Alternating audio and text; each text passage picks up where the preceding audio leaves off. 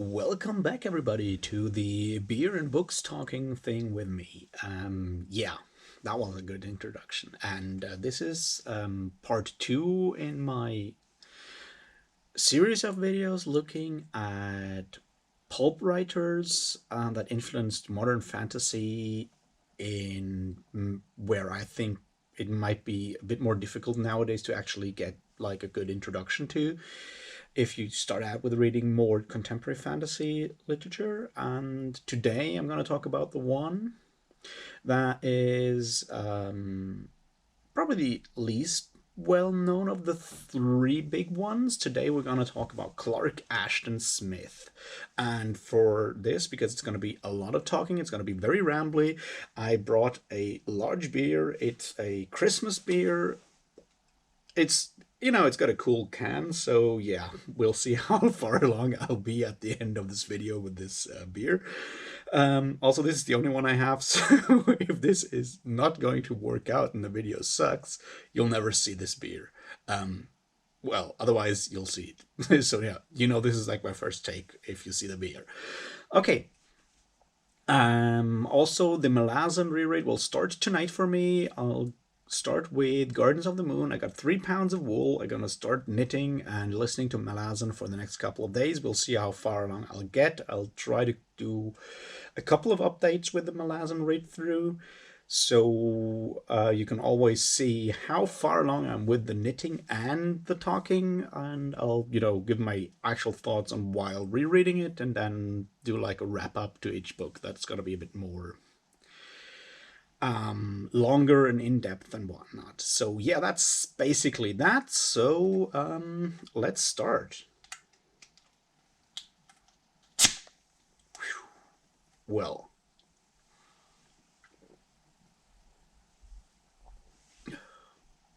yeah, it's the beer. It's not exactly the best beer I've ever drunk, but don't look a gift can in the mouth, just pour it in. Anyway, so Clark Ashton Smith was born in 1893 and died in 1961. He's, compared to the other two big pulp writers he's usually lumped in with, H.P. Lovecraft and Robert E. Howard, actually someone who, almost reached a normal age. He's also American and had a very interesting life and career, and I'm gonna do like something. I'll try to structure it, and the way I'm going to try to structure it is to give like a few details on his biography, not too much on that. Then we'll look at his writing, his prose writing. Spoiler, he's also a poet. Yeah, among other things. And then I'll split it up into the different genres he wrote in and try to give examples of stories I think are exemplar for his style, and that I think might be good entry points into Clark Ashton Smith, and that I think are worth reading, because not all of his writing is like incredibly good, but a lot of it is fun. All right, so as I already said, Clark Ashton Smith was born in 1893, and he is raised by his parents. He has like not a full-on education, like classical education. He was homeschooled for his like mostly his high school days, as far as I know, because of very strong agoraphobia and other like psychological problems that prevented him from actually going to school at some point. He then did a lot of reading on by himself. There are claims that he has an eidetic memory and really remembered a lot. The way he educated himself by reading was, among other things, by reading the entirety of Webster's dictionary, front to back, and the same with the Encyclopedia Britannica, which gives you the kind, like, first hints on the kind of person he is. It also explains the vocabulary he uses later on in his style. He then starts writing some stories, but like his main passion in his younger life is actually poetry.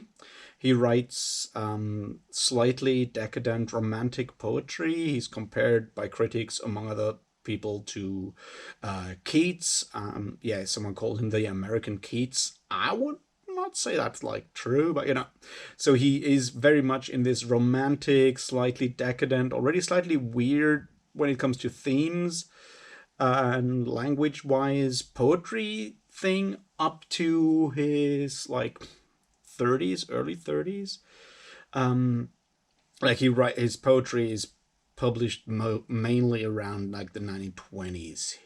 He publishes one longer poem called The Hashish Eater that gets H.P. Lovecraft interested in him, and they start communicating.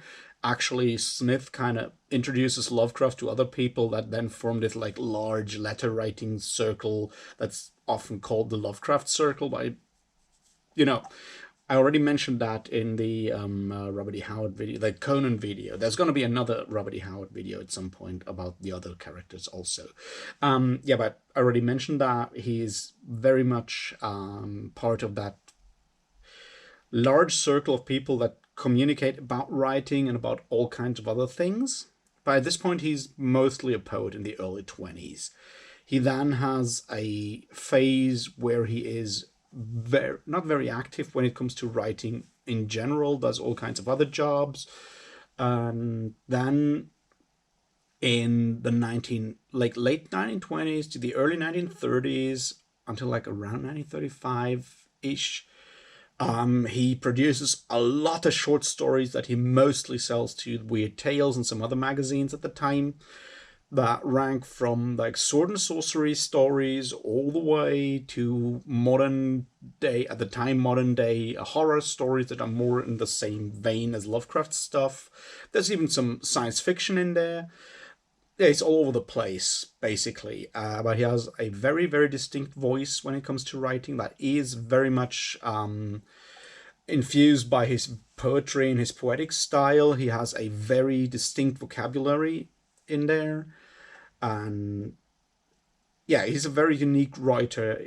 Once you've read Clark Ashton Smith, you'll always recognize Smith's voice. So he does that for a while. Then around 1936 to 1937, he has a rough time. Robert E. Howard, his friend, dies. H.P. Lovecraft dies. His parents both die. And he stops writing fiction, more or less completely. At that point, he turns towards actually sculpting as an artist. He does sculptures, weird sculptures. I'm not going to show anything because I can't edit for worth like anything. He also paints a lot. Go look at his paintings and sculptures if you find them online. Might be worth looking at that. And then late in life, in the 1950s, he does like gardening and all kinds of physical labor jobs all the time, because obviously the kind of writing he didn't really pay. He marries relatively late in life and then dies in 1961 after having several strokes. He gets buried in an unmarked grave. His ashes are partly spread in the forest, and his grave is unmarked near his home cabin somewhere in the woods where he grew up, but that cabin burnt down. Which he lived in California. I should have said that he lived in California. Some people call him the Bard of Auburn because he mostly lived in Auburn, California, and he wrote a lot of poetry in this romantic vein. All right, so I want to deal today. That's it for biography, because there's not that much interesting stuff in there, I think. Now I want to deal with his writing. I'm not an expert in poetry, so I can't say much for his poetry in like a more reasonable way that would actually bring you something. Go check it out. There's a lot of poems out there that he wrote. I want to focus on the actual prose writing, the short stories, mostly it's basically short stories.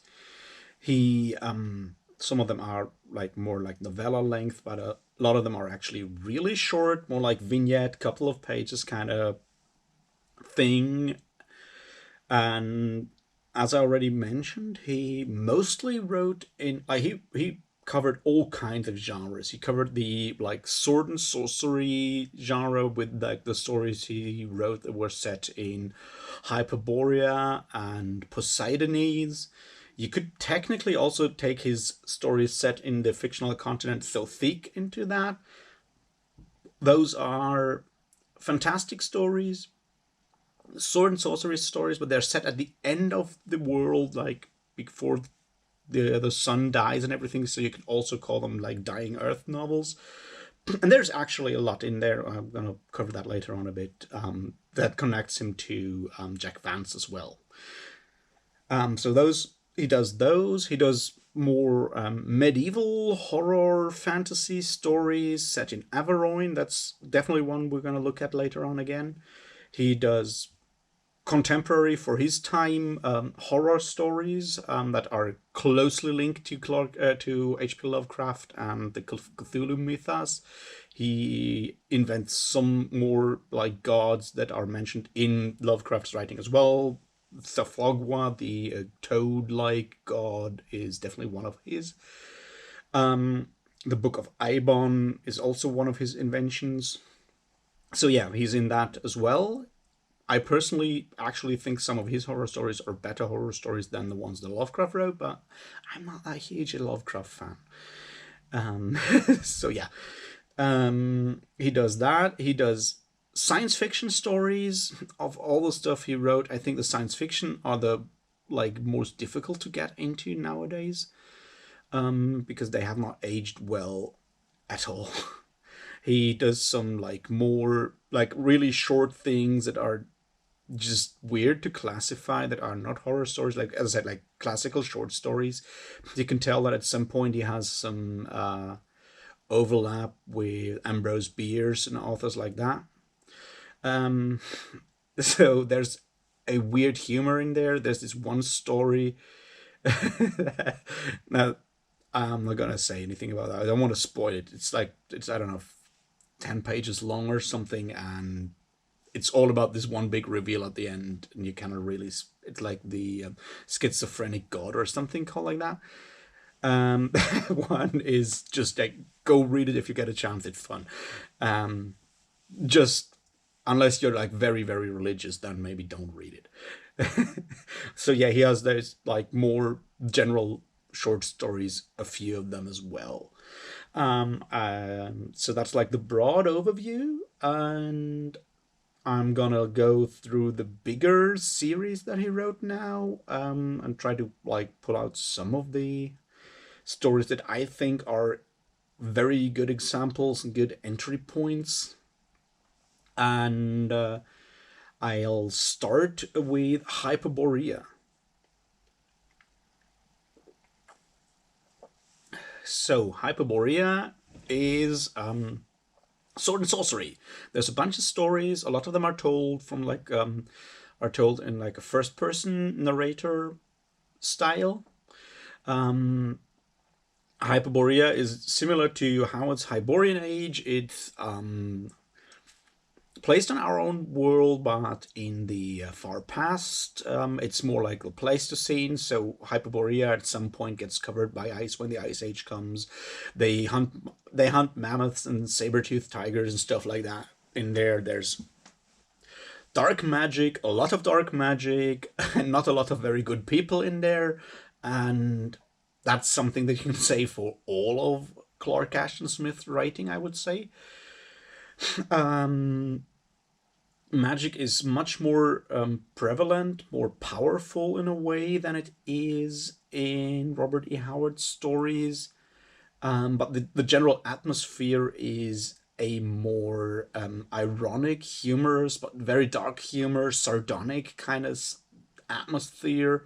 Like almost all characters in there are scoundrels. They're all at least partly evil in a way.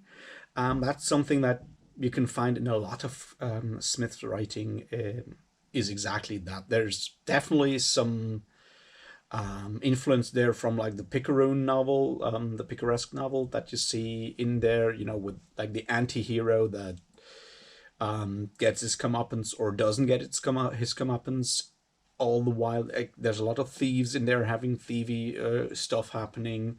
A lot of his characters die at the end, so it's not the happy end kind of thing. He has a few recurring characters. There's less world building in there than you find with Howard in like the Hyborian Age. But there's like a couple of characters like mentioned again and again, and some of them maybe even survive. Um, but yeah, that's like the broader picture. So it's more like luxurious jungles, decadent people living their decadent lives, meddling out of pure greed, and bad character meddling with things they don't understand and then dying horrible deaths. If that's something you find interesting, Clark Ashton Smith is the number one author for you because it's short stories and it's fun. So that's that's a very short summary of his Hyperborean stuff. There's, as I said, most of the stories are told. Not all of A lot of them are actually told from like a first person narrator, which is definitely something that you don't find that much with Robert E. Howard. You find it a bit more with Lovecraft. And you find it a lot with Edgar Allan Poe. He's definitely an influence on Clark Ashton Smith. So if you like those kind of authors, you can also see a bit of Arthur Machen in there, I would say. When it comes to the more decadent, like more romantic prose that Smith uses a lot of. It has that in Hyperborea. I personally like the Hyperborean stories a lot because of the style of the more like ironically distanced, humorous language and tone in there.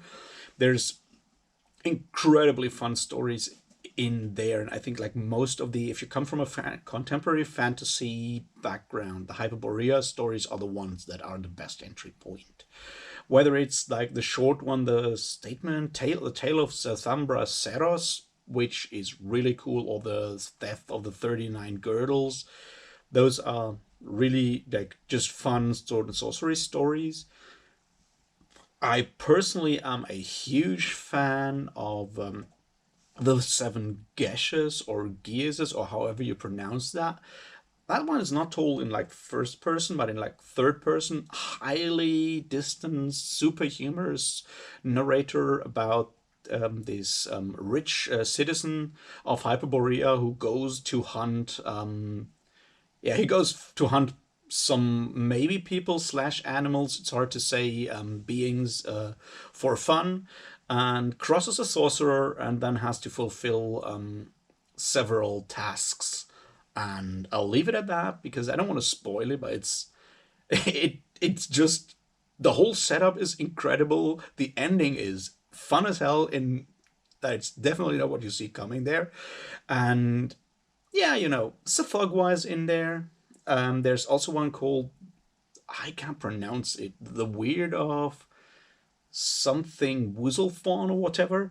That one is also set in Hyperborea, and yeah, it's about a rich moneylender, and what happens to him. And yeah, it's just fun to read. It's also like really short. I don't know, 20 pages or so. So go check that out if you have the time. If you can find it somewhere, it's really cool.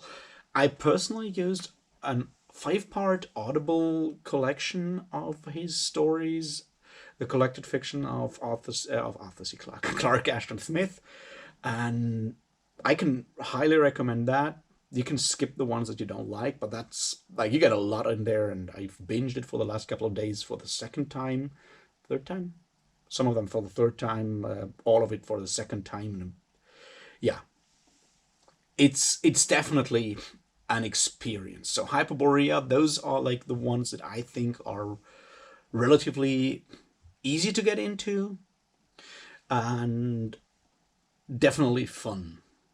Okay, so That's one. Hyperborea stories for like fantasy readers, definitely something. Also, when you look at Hyperborea, the way it deals with thieves and stuff like that, a definite influence, for example, for Fritz Leiber. Actually, Clark Ashton Smith and Fritz Leiber met at some point, and Clark Ashton Smith is a character in a Fritz Leiber novel. In a Fritz Leiber novel that you should all read, it's Our Lady of Darkness. It's one of the best horror stories I've ever read. It features Clark Ashton Smith, it features Jack London slightly, and it's the book Stephen King has always tried to write. And if that's not something you want to check out, then I don't know what is. All right, quick aside. I'll also do something on Fritz Leiber later on, I think. Hyperborea, good entry point.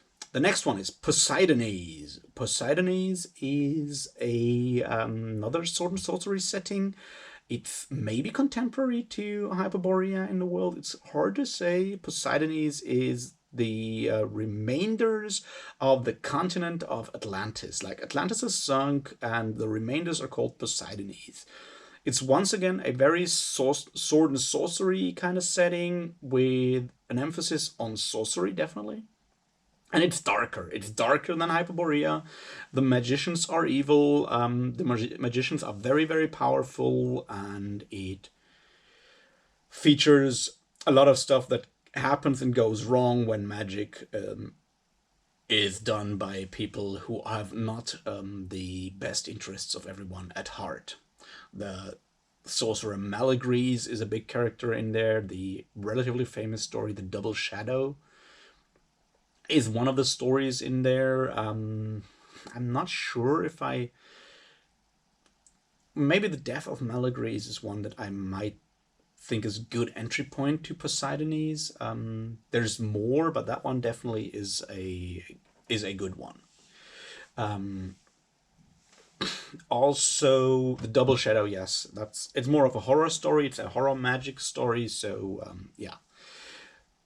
In general, a lot of Clark Ashton Smith writing is relatively dark, even the humorous stuff. That Poe, Edgar Allan Poe, is also a big fan of Les Fleurs du Mal, and yeah, if that's your kind of thing, then you find a lot of that macabre humor in Clark Ashton Smith. So there's not that many Poseidonese stories, and they sometimes, reference Hyperborea in there. It's like all of these different parts of the world are interconnected by references. Oh shit, I forgot to tell you. Another one from Hyperborea you definitely should read is The Door to Saturn. The Door to Saturn is one of the best stories you should set in Hyperborea. It's really good. And it's about an inquisitor hunting a magician, and both of them ending up on a different planet, and what happens after that. And it's full of jokes and full of jabs against the organized church, against the Inquisition, and definitely jabs against people who think they are smarter than they really are. It's really fun. Go read that. It's also like definitely one of those that has this like Fritz Leiberian, Jack Vancian kind of style of thinking and humor going for it. All right, back to Poseidonese. Yes, The Death of Malagries might be one, or The Double Shadow are good entry points to Poseidonese. It's darker, and it's all about magic gone wrong. If that's more your type of thing, then those might be a better entrance point than the Hyperborean stories. But otherwise, I would go with Hyperborea and then graduate to Poseidonese from there on. All right. So, yeah, that's a shorter one.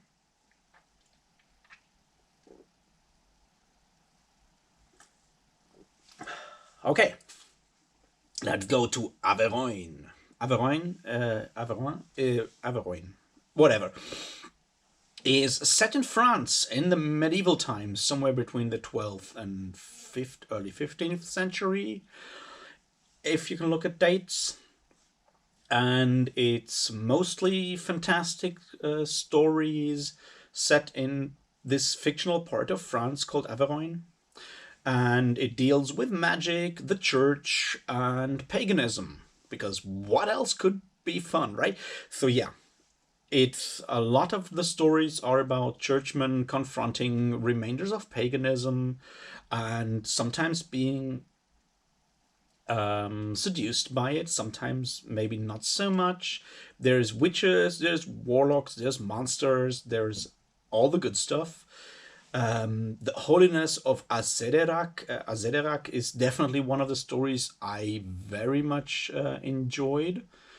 I very much enjoy. It's one also with a bit of a twist. It has a connection to the Hyperborean Age by mentioning the Book of Ibon a lot. Actually, that's also like a fun detail about the Book of Ibon that is mentioned in all of these stories. In The Door to Saturn, that one story I mentioned like a couple of minutes ago, Ibon, the writer of the Book of Ibon, is actually one of the characters. So yeah, it's all kind of fits together. Yeah, as I said, The Holiness of Azederak is definitely a story I enjoyed a lot. There is one I just really can't remember the name right now because it's 100 stories or so, and I can't make notes. Where that deals with a young hermit who falls in with I think it's called the Enchantress something something. That kind of story. It deals with werewolves, an enchantress, and a young hermit who is not very hermity at the end. Also, the folly of mankind, or at least of youth, and that's good. There is definitely the Beast of Aveline, which is more of a horror story set in 13th century France, and those of you who have been in those parts of France and it's big forests, and in those forests you find the remainder of pagan statues and stuff from Rome or Druidic or whatever, and then yeah, there's a lot of folk magic in there. It's an amazing world. It's an amazing setting. It's something that you can just imagine pulling out and playing your Dungeons and Dragons campaign in as well. And you mix that with Clark Ashton Smith's very specific style of humor, where the church is trying to be good and obviously failing at it, and people are just very, very superstitious and doing stupid things because of greed or other personal failings and getting their comeuppance for it in there. It's a very interesting mixture, and I think The Holiness of Azederak or The Beast of Averoin are definitely two good entry points to the Averoin stories. But literally all of them are really good, except maybe Mother of Toads is not that good a story all in all. I think it's a short horror story I don't like that much. It Yeah, the mandrakes are also not the best, but the ones I said before, even the maker of gargoyles is a really good one. But start with the Holiness of Azederak and the Beast of Averoin, and you get a good picture of what Averoin has to offer. And it's, I think, a really different kind of setting because we don't have that many of those fictional France kind of horror stories. Well, you do get some of it in, I don't know, Robert W. Chambers a bit, but not much. He has this one in those Breton, Brittany stories that are set in Brittany. Anyway, that's Averoin. Let's continue to Sothique.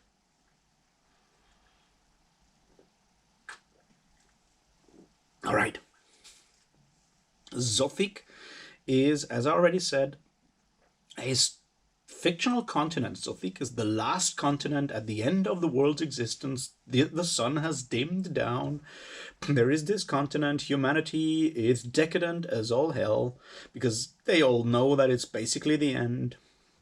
People are greedy, people dabble in black magic, people do stupid things or very decadent things, and that's Zothique. Yes, that sounds very much like a description of Jack Vance's Dying Earth, and as I said, in tone, especially in dialogue and in setting, there's definitely some parallels there. I'll try to do something on the Dying Earth later on as well, because I think more people should know about Jack Vance's Dying Earth and read it. Zothique obviously is darker. There's a lot of macabre in there. We're gonna go and look at Clark Ashton Smith themes after I've done going through those different genres he wrote in or settings he wrote in. And yes, it's macabre. There's a lot of necromancy in there. There's like the Empire of the Necromancers, which is basically a story of two necromancers being kicked out of one country because necromancy is not allowed there. They come to this like desert realm that is all died out because of the plague, and they just raise up the entire empire and rule there until something happens, because obviously always something happens. One of the more famous ones, I guess, is the charnel god. That's definitely one I could recommend. It's a dark one, obviously. It features the god Mordigian, who is also later on featured in some of the Clark Ashton Smith parts, in some of the more Lovecrafty Cthulhu mythos parts. It's the setup is this: there is this one city, and Mordigian is the god of this city. He is the charnel god. Charnel is one of those words that, if you don't know, you need to look it up once, because Clark Ashton Smith likes to use that word. Um, he has a lot of words for grave and stuff like that. I think it was Lynn Carter or Sprague de Camp, one of those two, who at some point said no one loved a good corpse as much since Edgar Allan Poe as did Clark Ashton Smith. Yeah, there's a truth to that. So the setup of the story is there is this city, and its main god is Mordigian. All people that die are brought to the temple of Mordigian, are laid out on this table, big table in the temple, and are eaten by Mordigian at some unspecified later point. That's just how people live in this city. So yeah, go figure. I told you it's kind of grim in a way. The story is about a young traveler and his wife, falls into catalepsy and is taken for dead and brought into the temple, and he's trying to get her out. And then things take a couple of twists, and yeah, I'm not gonna spoil it, because yeah, Clark Ashton Smith has a lot of those stories that have a twist at the end. Not like, Conan, where it's like, yeah, the twist is Conan kills everybody. Yeah, we knew that going in. With Clark Ashton Smith, the twist is not everyone dies at the end, because yeah, we know that going in. The twist is usually something else. So yeah, the charnel god is one of the more dark ones. There are more light-hearted ones. The Isle of the Torturers definitely is not one of the light-hearted ones. No, there's one, I can't remember. It's the Voyage of King, and I can't remember the name because Clark Ashton Smith's names are crazy difficult to remember and to speak. And it's about this king who had it's one of these kings in Sothique, and he has his crown has these unique jewels and this unique special gold, and this gazalba bird this stuffed bird is like part of the crown, and it's supposed to be the last bird of its kind that was killed by some mariners, and he has that on his crown. And he pisses off a necromancer. Yeah, necromancers are big in Sothique. He pisses off a necromancer, and the necromancer revives the stuffed bird. It flies away with the crown, and the king has to find this bird again. And some weird shit happens in there. I'm just gonna say that some weird shit happens on his attempt to find that bird. In the end, might not be what you're looking for. It's a fun story, actually, for Zothique. And yeah, definitely that's a good introduction. I would say, like, for the dark part, definitely the charnel god. For the still kind of grim part, the Empire of the Necromancers is a good one to look at. And for the really more fun one, that one, the Voyage of King, whatever his name is, are good entry points for the Zothique series. As I said, it's very much plays on the idea of decadence and how things descend into, like, yeah, how decadence and madness descend on the world when everyone knows that it could be over very soon for the entirety of the planet. That about covers the sword and sorcery part of Robert E. Howard of Clark Ashton Smith. I think all of it is among his top writing. I personally enjoy a lot of it very much. While there are also really cool horror stories that he wrote and really cool science fiction stories that he wrote, I think his strongest work is in that area because it gives him the freedom to really indulge himself. He also has this more ironic tone in there that I really, really like. I don't know if you can tell, but yeah. Terrible jokes and a certain kind of dark irony is something I really, really enjoy. And you get a lot of that in both the Sophic and the Hyperborea part, and a bit less in the Poseidonese and Averoigne series. All right, that's that. Now let's go to horror.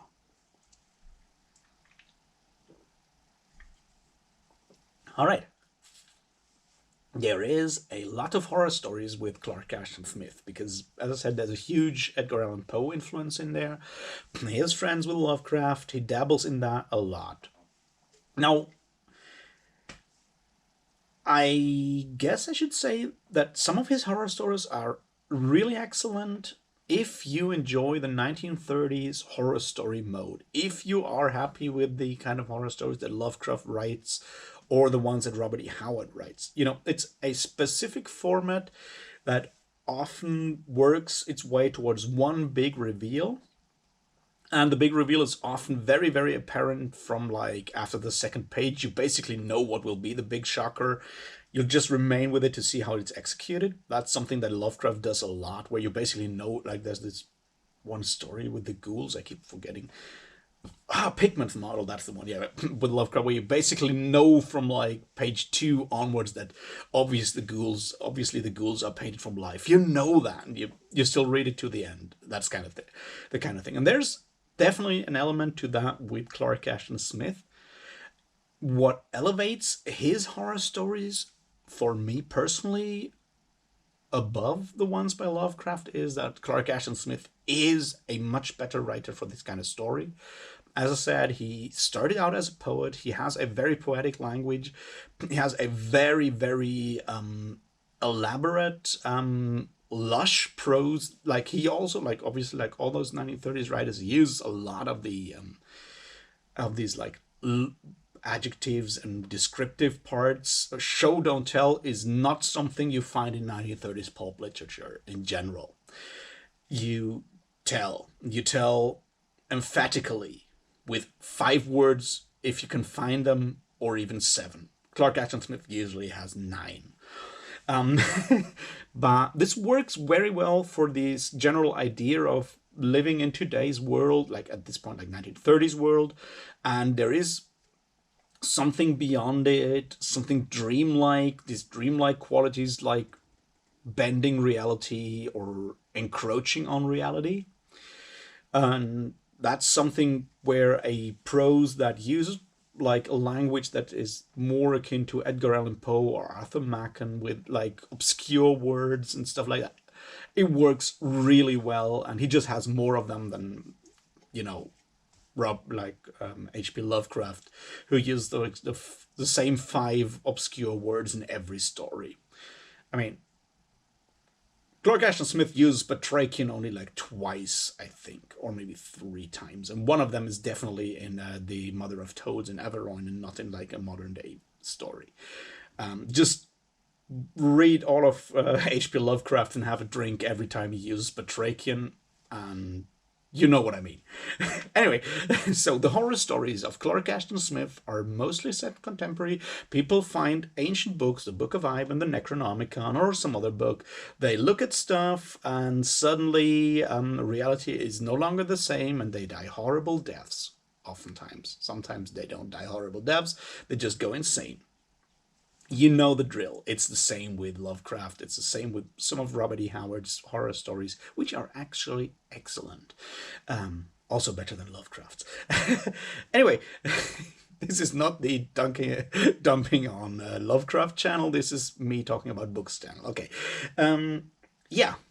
So, what I was going to say is there are some excellent horror stories in there where this like you know what it's going to end up kind of thing is in there, but it's done so very well that you enjoy reading it to the end. One of those is definitely The Hunters from Beyond. It's more of a Cthulhu mythos like story. It's about this author meeting his friend who is a not a friend, is a cousin. He's a sculptor, and he makes this amazing statues of weird monsters. And yeah, you can probably guess where this is going. It's just done very well. The monsters are sufficiently weird and monstery. It's just well done. Also, it features Philip Hestain, who is kind of like one of those recurring narrators. It's also like done in first person, which works well for this kind of horror, I guess. Lovecraft uses it a lot as well. So Philip Hestain is supposedly a writer of horror and fantasy fiction and weird fiction, who then stumbles into all kinds of weird shit along the way. You can probably read him as a stand-in for Clark Ashton Smith if you want, but I wouldn't go that far. Anyway, so yeah, you have The Hunters from Beyond. It's a short one, but as I said, it's just like very well executed, and it's definitely one that if you already enjoy the Lovecraft kind of Cthulhu stories, check that one out. It might be a good entrance point for you if you come from that more weird horror kind of background. Then I would say that one is definitely a good way to start. Or you start with The Return of the Sorcerer, which is definitely one of his best and most, like, I guess, well-known horror stories. It's about a guy, once again, told in first person perspective, first person narrator. He's hired by this old weird guy as a personal secretary who wants him to translate some Arabic stuff. And once I said Arabic, you already thought Necronomicon, didn't you? Right. All right, it's obviously he has to translate stuff from the Necronomicon, and there is horror in there. You basically know where it will be going, but it's done very well in its execution. It's actually kind of scary, which is really cool. Also, there is a song about it, made about this story by the band called Orn or Orne, who knows, from Finland, which is amazing psychedelic, folky rock. It's not very rocky, it's very amazingly psychedelic folk about the return of the sorcerer. That's a very good entrance story if modern day horror is your thing. It actually would work as a like contemporary for nowadays, because there's nothing in there that is specific to the 1930s. It's just set there because it's written in the 1930s. So that would be like my two horror go-tos from Clark Ashton Smith: The Hunters from Beyond and the Return of the Sorcerer. All right, let's go to science fiction.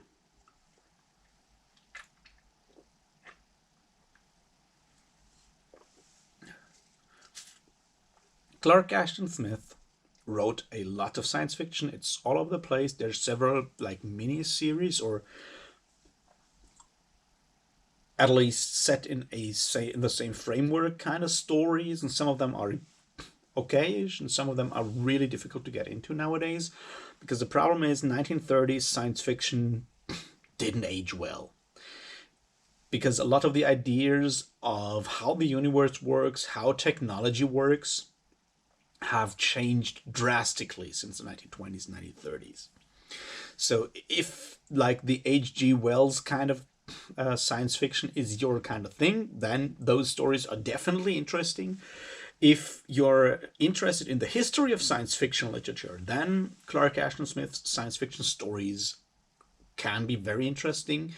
If for whatever reason you enjoy Edgar Rice Burroughs' John Carter of Mars books, despite the misogyny, despite the racism and all the other stuff that's in there, then Yeah, go for Clark Ashton Smith's Mars stories, which are actually among the best science fiction stories that he wrote. But apart from that, there's like this series about Captain Volmar and the book and there's Ether Flyer, the Alcyone, where this captain, the ship's crew decides to fly through the entire universe, like to circumnavigate the universe in their ether flyer, and they're having several adventures. There's a couple of stories with those in there. The science fiction parts of that have not aged well because yeah, it's ether technology, it's atomic explosions, and it's rays. That's like the main thing with Clark Ashton Smith's science fiction. A lot of stuff is done by cosmic rays. There's even more stories where people travel in time into the future. There's like an adventure in futurity, for example. That's just, it has not aged well at all. Like, really, not at all. It has definitely some historical value, as I said, if you look into how science fiction was written in the 1930s. And since Smith is a really competent writer for what he's doing, they are probably more fun than some of the others from that era, but it's definitely not what I would call the entry point for Clark Ashton Smith for someone who is not already well versed in 1920s, 1930s literature. Don't start there. If, however, as I said, you, for example, like the Mars stuff, like the idea of Mars as a really ancient planet with channels and long died out or dying civilizations, those can be interesting. I probably say that the Vaults of Yowombis is the best entrance there. It's also a horror story, obviously, because we're still talking Clark Ashton Smith here. It's about an expedition. They hide from a sands. No, they actually just go into a. In this case, they just go into a cave, or vault that has like the remains of a Martian city from like a previous species that was has died out long ago, and so forth. And yeah, they then things happen. That's a good one, I guess. For the Martian one, it probably is not good because yes, it takes place on Mars, but there's no real technology in there. So this the disconnect that you might have when you read this kind of science fiction nowadays is less pronounced because it works on its own without the technology level. That definitely helps. And that's something that doesn't work so well in some of the Captain Volmar and the Alcyone tales. It's, I guess that's one of the main reasons there. Volthoon might also be interesting. It's on a similar level. It also shows one of Clark Ashton Smith's main things, weird flowers. We're going to come to that when we're talking about the different themes that are big and like general themes in language and stuff, which will be very, very soon. Yeah, I just remembered that I forgot to mention a third really cool general horror story, but I'm gonna do that later. Anyway, so yes, the science fiction part is interesting. There's a lot of it. A lot of it is very difficult. Not very difficult, but yeah, slightly difficult to get into if you're not already into this kind of have not read other science fiction from the early 20th century because of the technological disconnect that you have there. The Mars stuff works best, in my opinion, in my experience. As I like, Vaults of Yovumbis is just a good story, period. Go check out that one if you want to check out the Mars stuff and go from there. Volthoon after that, maybe. Yeah, there's not that many more actually. But yeah, do those if Mars and science fiction from the 1930s might be something you want to check out. All right, let's go to assorted other stuff and then themes.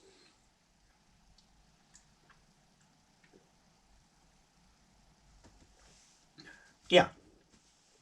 Assorted other stuff is very short because there's not that much. There are a few, as I said really at the beginning, there are a few of the Clark Ashton Smith stories that are hard to classify because they're more like the classical short story, more like a vignette, oftentimes, like a couple of pages. Their topics are less easily classified. Sometimes they're more of a joke about something. There's this one story where a guy gets very, very drunk and yeah, where a guy gets very, very drunk and ends up traveling dimensions and other stuff. And there's that kind of story. It's not that good. Then there's like the schizophrenic god kind of story. That's really cool. But they're hard to classify. They feel more like something where Smith tries out a different like thing, but it's not very, yeah, it doesn't have, it's just not like his main line of writing and thinking in this point. So I feel it's very difficult to recommend them or class them together. I just wanted to mention that there are some of those stories in there that are just not horror stories, science fiction stories, or sword and sorcery fantasy stories. But they're very few and in between, and not, they don't stand out that much is what I'm trying to say. So that was just, I didn't want to just leave it out. Anyway, now let's talk about language and themes.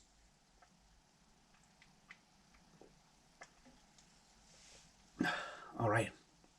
The language, I already said that.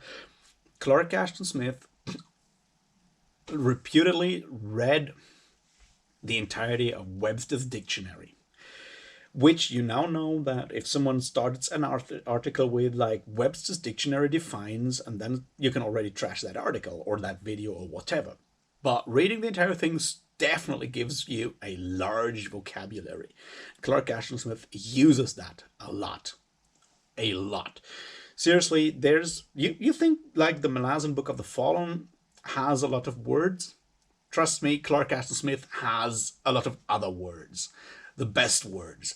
No, he definitely has incredibly lush, spread out vocabulary, especially in his main like interests, which are macabre, morbid, and chimerical. He's also very fond of using old words that are not really used anymore or extremely obsolete. One of the examples would be he used the word flittermouse for bat, which absolutely amazes, pleases, and delights me incredibly because it's so close to the German word for bat, which is Fledermaus. So yeah, that's fun. But he also uses this like lush vocabulary when it comes to his main things, like which are death, corpses, corruption, and so forth, and chimerical things when he mixes different kinds of plants and animals, which we're going to go to when we talk about themes. Another thing he does is he uses a lot of words, nouns, oftentimes use the Latin or Greek noun and then turns them into adjectives. That's something you find a lot in his style, and it can be jarring at the beginning, but it very much, I guess comes from his poetical background in a way. And like, he doesn't use marble, he uses marmorion and stuff like that. It's that kind of thing. So yeah, it can be a bit difficult or a bit steep to get into that kind of prose, but it's a very lush prose which fits very well and works very well with his themes and his overall style. A lot of it has this fever dream-like quality anyway in his horror stories. When like the reality kind of breaks down, it often feels like hallucinatory, dream-like quality, and having this lush, slight opulent and decadent prose with it works really well. In his stories that are like sort of horror stories set in a 1001 Nights kind of background, he does a couple of those. Also, the lush, decadent thing works very well. As I said before, Edgar Allan Poe is a huge influence. He actually translated part of the poems from Le Fleur de Mal from Flaubert. Is it Flaubert? I keep forgetting. Anyway, yeah, that kind of thing is important. Now, let's look at the themes and then turn it around again to the language at the end. And hopefully you can, without reading a single line of Clark Ashton Smith, already see why this all works so extremely well. Themes: corruption, chimeras, weird shit. Corruption and death is something that Clark Ashton Smith is incredibly fascinated with, and uses a large part of his stories often turn around decay, corruption of dead bodies. I don't know why this is the case. I'm just saying it is. If this makes you squeamish, Clark Ashton Smith is probably not your kind of author, because he loves to describe this kind of thing in detail. Like if dead bodies turn up in his stories, you will inevitably be informed about their state of decay and corruption in words. Lots of words. Lots of different words you might need to look up because they're not the words you use today. Just saying. Which probably makes it easy to get into it, even if you're not into corruption, because you can just skim over it, because you won't need to look up all those words. But anyway, so yes, decay of bodies and corruption is something that he's incredibly fascinated with, which probably comes from the Fleur du Mal and the Edgar Allan Poe part, but he definitely goes further into that. Another thing is chimeras, especially flowers. I probably didn't say that too loudly in the Conan story, but all of those three big Weird Tales writers, Lovecraft, Howard, and Clark Ashton Smith, have something of their like favorite monsters, which are probably connected to deep-seated phobias within themselves. You know, Lovecraft famously has problems with tentacles and fish people, like everything scaly and marine is definitely scary to Lovecraft. For Robert E. Howard, it's mostly either giant apes or like the just slightly not human, or reptiles. Serpents are Howard's big nemesis all the time. With Clark Ashton Smith, it's either insects or partly vegetable, partly animal things, like carnivorous plants and slightly alive plants. That's his big thing that shows up in a lot of stories that he writes. So yeah, that's the big monsters in there, and it's a big part of his writing in all of his like themes and all of his genres, whether it's science fiction or horror or his sword and sorcery stuff.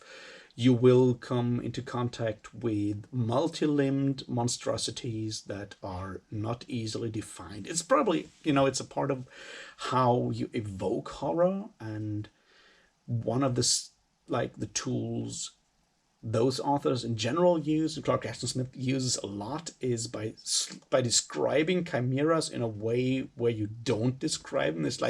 It's almost like an octopus, but not like an octopus, not crossed with a flower and not crossed with a reptile. And they're like, yeah, you didn't tell me anything about it, but it sounds scary. It's that kind of thing you find in there a lot. And yes. What was I? Yeah. Sorry, I'm being distracted by people running around in my kitchen. Anyway, so yeah, the chimerical mixture of plant and animal life, or large insects, and sometimes amphibians. Those are like the big monsters and themes that turn up as horror moments and darker moments in Clark Ashton Smith stories in all genres. He goes to, there's one of these Volmar sci-fi stories with the Alcyone where they are on, I already forgot which planet, and there's also this like half alive plants trying to eat them and stuff like that. That's his kind of thing.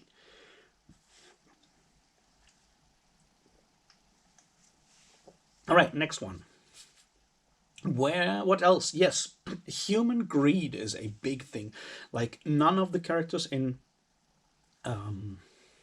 Clark Ashton Smith stories are heroes. The idea of the noble savage doesn't exist with him. Like you find it with Howard, you don't find it with Clark Ashton Smith. Even the barbarians are corrupt and evil at heart. They're human. They are greedy. They make stupid decisions out of greed or out of egotism. A lot of his characters try to recapture something that has been lost. Is like, you know, trying to reanimate a love that died, or doing stuff like that. That's big for him. Recapturing something that has gone, that has been lost, or just personal greed, whether it's greed for power or for money and wealth. Those are big themes in all his stories, and it usually doesn't end well. Like with all of those three authors, whether it's Howard, whether it's Lovecraft or Smith, their opinion of human nature is not exactly the best in general. Their opinion of civilization, even less. It just takes different. They just take different views, and with Smith, like no, there's no idea of like a pure noble savage that doesn't exist. They're all greedy, normal humans that make stupid decisions because they don't think rationally and are overcome by their loss or their greed. But that makes for a lot of good storytelling. Also, that you don't have like really good and evil characters, but a lot of gray characters, because even the corrupt thieves, they come up against the cosmic evil, and they're still like kind of the heroes because yeah, they're at least understandably human and not some tentacled monstrosity from a different planet or different dimension, which is absolute evil in there. So that works well for Clark Ashton Smith. So, what was I going to say?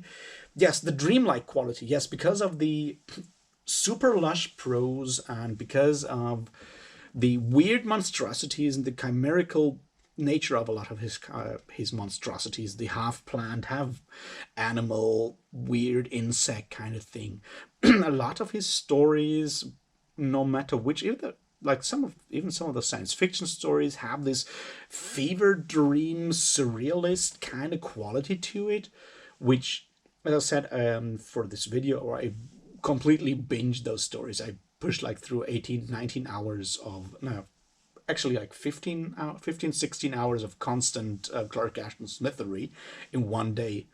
And at some point it kind of resonates with you and it does stupid things with your mind. It has this fever dream quality, which I appreciate a lot, and harkens back to stuff like, for example, Arthur Machen, this like late 19th century English prose, this English decadent romanticism in there. It kind of shines out with the whole vocabulary he uses, the kind of monsters he describes, and this part, even outside of the plot, just the descriptions gain this like extra dimension, this extra quality that can be really impressive if you like that kind of thing. So that was sort of my attempt to describe his themes. Once again, a lot of it is very morbid. It's very, very much focused on decadence, the mixing of different species and stuff for horror elements, and the inevitable downfall of human nature because of greed, egotism, and a lack of thinking, coupled with a very lush, poetical, yet macabre vocabulary. So, yeah, that I think sort of covers it. I probably have rambled on way too long. I'll try to wrap it up quickly, and then that's that.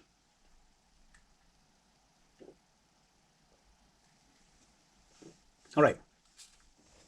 Clark Ashton Smith, born in 1893, died in 1961. Lived all of his life, almost all of his life, in California. Wrote poetry, then wrote weird fiction, then became a sculptor. And In his weird fiction, in like roughly a decade, maybe less than a decade, he wrote over 100 stories in all kinds of subgenres, whether it was fantasy or science fiction or horror or other stuff. He has a very distinct style, very ironically distanced, yet lush and decadent in a way that you can find again with Fritz Leiber or Jack Vance. He is part of the circle of Robert E. Howard and H.P. Lovecraft, writes letters with them, takes part in the Cthulhu mythos and borrowing of each other's inventions. And the best stories to get into, the easiest stories to get into for someone who is not already deeply into that and who comes from a modern, contemporary, mostly fantastic fiction background, I would say are the Hyperborea stories. And there I would go with The Door to Saturn or The Seven Geases, whatever, or The Statement of Zathambra Zeros, whatever. Those would be really good entrance points. If horror is more your thing, go with The Return of the Sorcerer or The Hunters from Beyond, or that one I forgot to mention before, The Seed from the Crypt. I think it's Seed from the Crypt, which is about orchid hunters, like people who travel through the jungle in Venezuela to find really rare orchids. And they find one that is maybe a bit more than they bargained for. And then you get plant horror, which, yeah, you can't have too much plant horror. Yes, his prose is super lush. His main themes are death and corruption, human greed, and the failure of recapturing lost things. Plant horror, insect horror, and corruption are the main topics. Now, go ye forth and read some Clark Ashton Smith, because not enough people do. I think from like a pure like craft standpoint, he's the best of the three. His writing is just really, really, really good. Like his pure language skills are the best of the three. His stories maybe are not as straightforward as most of Robert E. Howard's. He doesn't have this adrenaline rush in there. They're more dreamy, more dreamlike, often fever dream-like. And on his best, like Clark Ashton Smith at his best definitely beats H.P. Lovecraft at his best when it comes to horror. He probably doesn't beat Robert E. Howard in in pure sword and sorcery and heroic sword and sorcery, but when it comes to the darker sense of it, then he's also almost unmatched. So go and read some Clark Ashton Smith. Try to find a collection if audiobooks are your thing, and in your country those like five audible books are available. They're a good overview over that kind of thing. So yeah, go check those out. I'm gonna start some Malazan rereads, and you'll hear very soon from me again. Cheers.